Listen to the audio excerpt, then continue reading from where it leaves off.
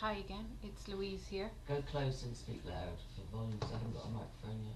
Hello, it's Louise here. I just want to clarify a few things from part one, particular about when my daughter was at the wedding. I said about, she was saying things about my husband. I suppose what she was saying, it was to do with that my husband was hitting her, and which were completely untrue. But that's kind of what it was about, that he was abusing her that way, that he was hitting her, but it's completely untrue. And like I said, my daughter has had a lot of therapy and counselling, and that has all been proven within the counselling sessions. Another big thing with counselling sessions, she went to a few, and then I was brought into a room with a social worker and a counsellor, and they said to me they couldn't discuss what was said between Lauren and them, only that they told me that I shouldn't have any contact with my adoptive parents, and Lauren should not have any contact with my adoptive parents, in light of things that were brought up in the private sessions. So again, it was more reason for me not to have contact with them. Where I left off, yes, so I moved away from Oldcastle with my husband, and we had a little girl at the time, and it was good for me because it helped me to sort out a lot of things in my life, and I went and got educated and trained. I was volunteer with the Irish Red Cross, and I learned, it became an EMT, because again my nature is wanting to help people. So I did the medical training, and then I became a trainer. So I now train people in a variety of different things, from health and safety to first aid to lots of other things, and I really, really enjoy it. And I work with people from every walk of life, from inner city Dublin, to other groups and organisations that I suppose other trainers wouldn't go into.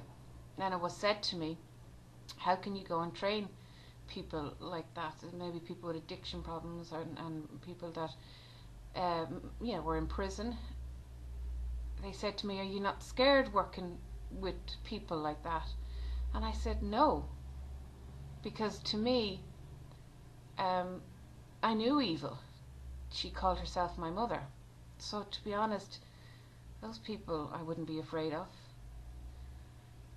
I wanted to say that. So I think I have come a long way, and practicing mindfulness and getting help for myself, and it's been a difficult road.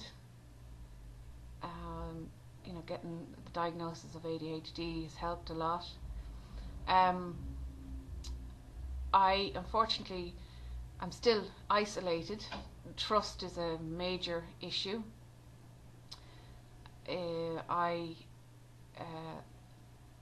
let my guard down with a lot of people, and then they would just take advantage of me, and that seems to be the common trait, whether it be relationship with a boyfriend, to relationship with people in general.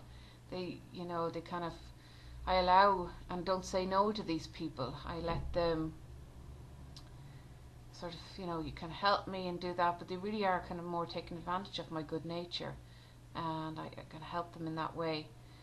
I'm learning to try and say no to people, and I had to also learn to love myself and accept myself for the person I am, and trying to live my life the way I want to live it, not to please others. Unfortunately, a lot of people were not happy with this, but if they truly wanted to be my friend, they would accept this about me, and particularly Angie has, which has been wonderful.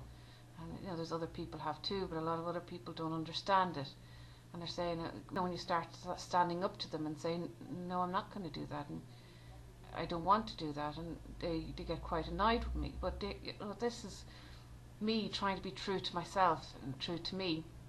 So I love my children. I would do anything for them. I love my doing training and helping people like that to try and teaching people how to save a life, and I've had people come back to me and thank me for the training that they had to use their first aid skills and it helped to save a life.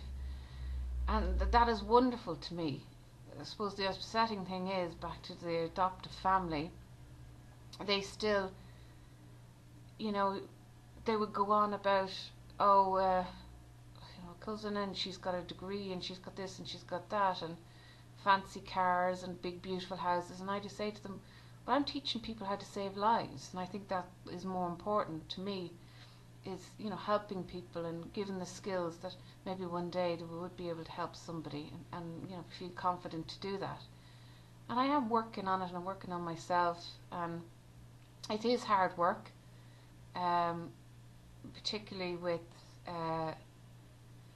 my marriage breaking up maybe 4 years ago, which was hard to accept. I kind of spent a year working on it, which I thought we were working on it. Still kind of don't understand it, and it's hard to come to terms with, because I completely let my guard down and let him in and trusted him, and like that he is a wonderful father. He would do anything for his children. It is hard, because again it's more rejection all the time, being rejected by people, and I don't understand why. Alex says I'm a good person, I would help anybody out, and like with my past, it was difficult, and it did affect me what happened to me. Like when I was 18, I met a boy, and first love, and we decided to sleep together, and I said that it was my first time.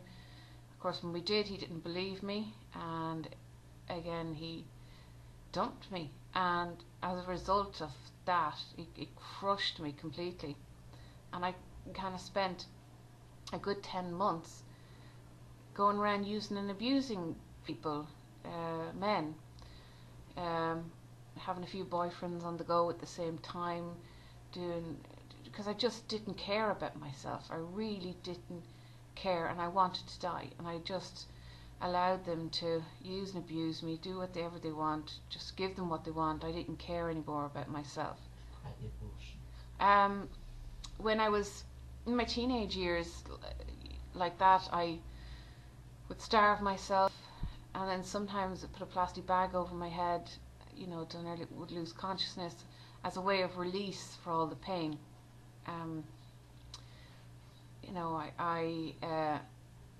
I did hit an all-time low in Oldcastle. My daughter was going to the school there. I was trying to get her diagnosed, and again, nobody would believe me.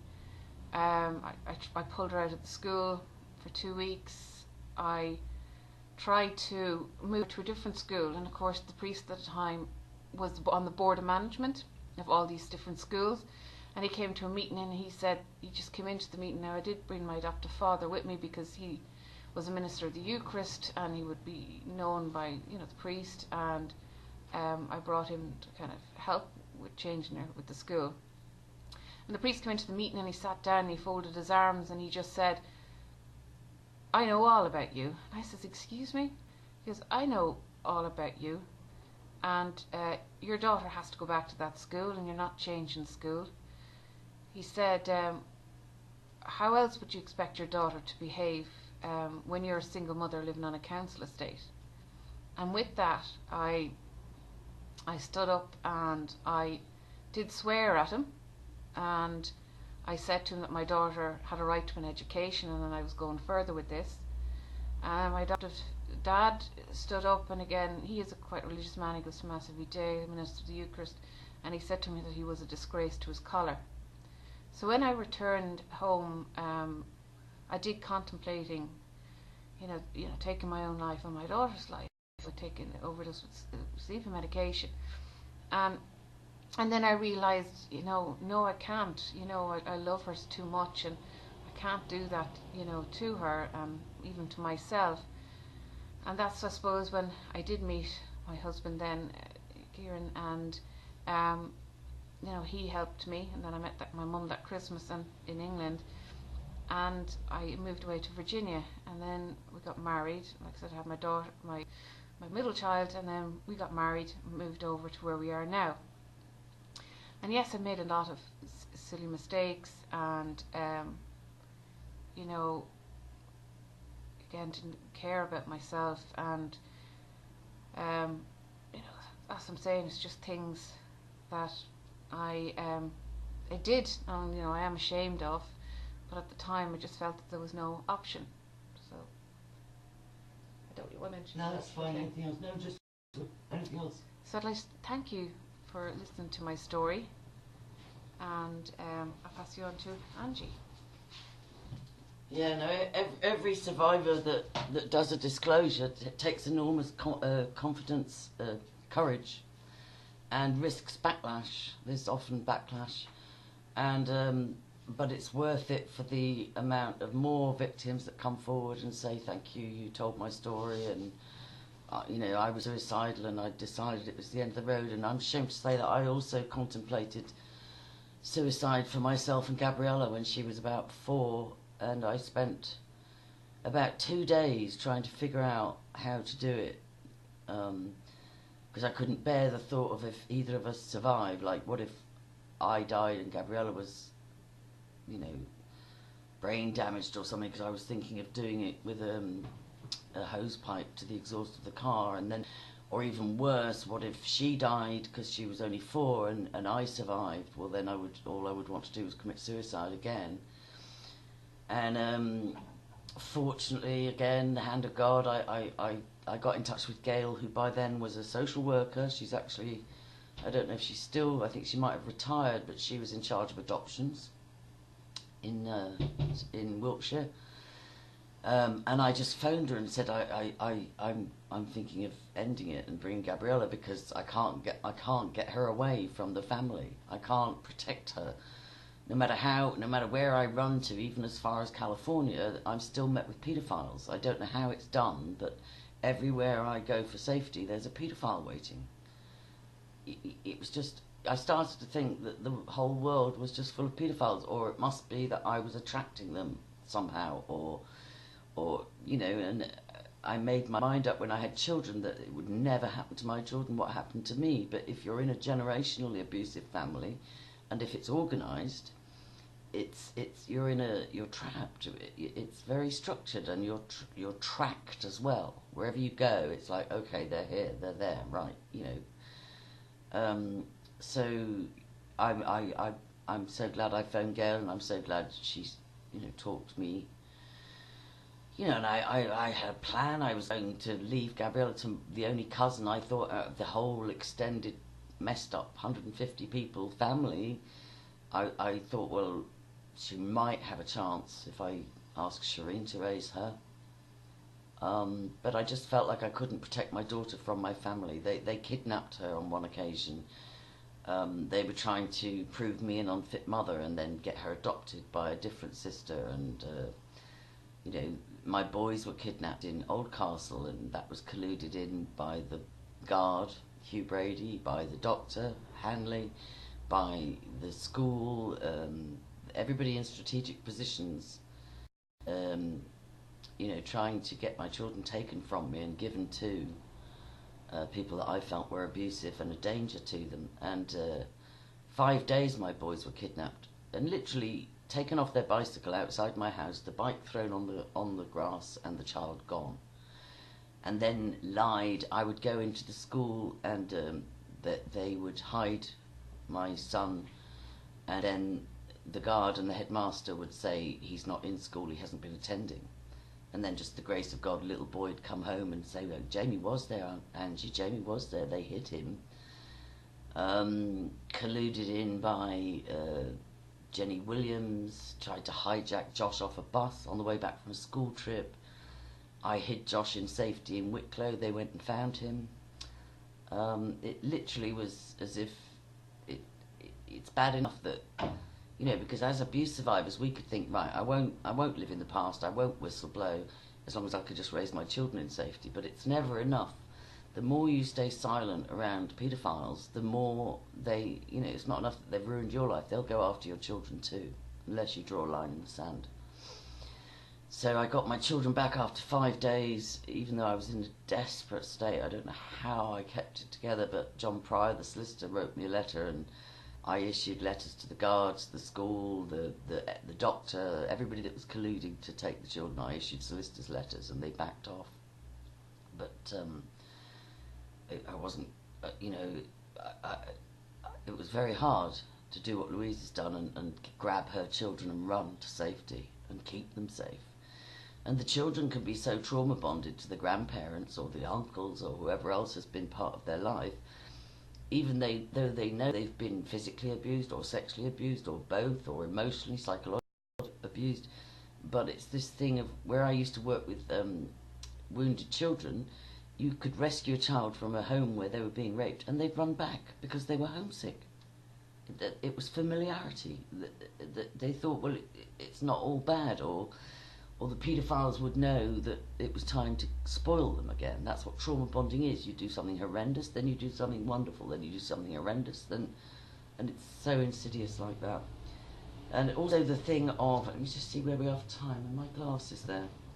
Sorry. They're on the bed, I think. See where? Yeah, there. Are they? Or you can just tell me where we're at with time. Sorry, what's that say? 16. Oh, that's very short. Yeah. Okay, the other thing I just wanted to address was this tactic of discrediting the victims by either getting them to be complicit, which was what was happening to Gabriel and Lisa, or convincing them that they're complicit, or framing them. And, Louise talked about the assault to try and discredit not only her but her husband. They tried to say she was a bad mother and unfit, and she managed to disprove that. Then, because the husband looked like he was going to rescue her and get her away from the toxic family, so then they started, to try and build a case against him being physically abusive, which was also discredited. But it's a very common tactic. Part of the smear campaign against me online at the moment is trying to say I murdered my sister, and even more absurd, trying to say I'm a paedophile. So the very thing that you're trying to expose, they will try and accuse you of, to discredit you. And I remember my daughter's father, who molested her, Antonio Strano, school teacher, published author, property millionaire developer in California at the time, fled the country when I got a polygraph test organised in Manzanita in Sausalito, fled the country to Cambodia.